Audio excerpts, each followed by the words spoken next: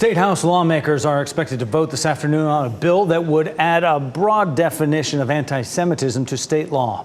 It would use a definition created by the International Holocaust Remembrance Alliance. Some say the definition is too broad and could limit the right to free speech.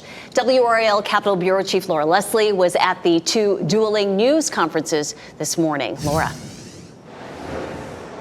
Renee, the new definition is really pretty universal. It's pretty comprehensive, and some say it could be interpreted to limit criticism of the Israeli government. That's a divisive issue even within the Jewish community.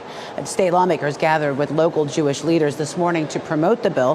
Phil Brodsky with the Jewish Federation of Greater Raleigh said they've been tracking increasing incidents of anti-Semitism since even before October 7th. He thinks it's more important than ever to write a definition of it into state law now because of the protests that have been taking place at college campuses in the past few months.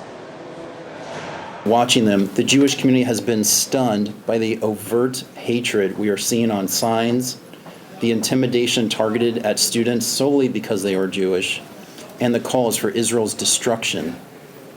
Calls for Israel's destruction are beyond the pale. By conflating and connecting the protection of all Jewish people with limitations on criticism of the state of Israel, the bill's sponsors get to exploit Jews for political gain. They ignore the vast expanse of Jewish identity and views that we contain multitudes.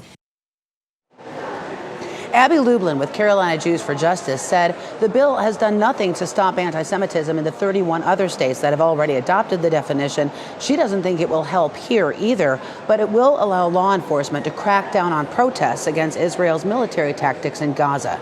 House Speaker Tim Moore said the measure would not apply to speech that is protected by the First Amendment, which would, of course, include the right to protest politically. But it would be up to local law enforcement to decide what speech is and is not protected. Renee?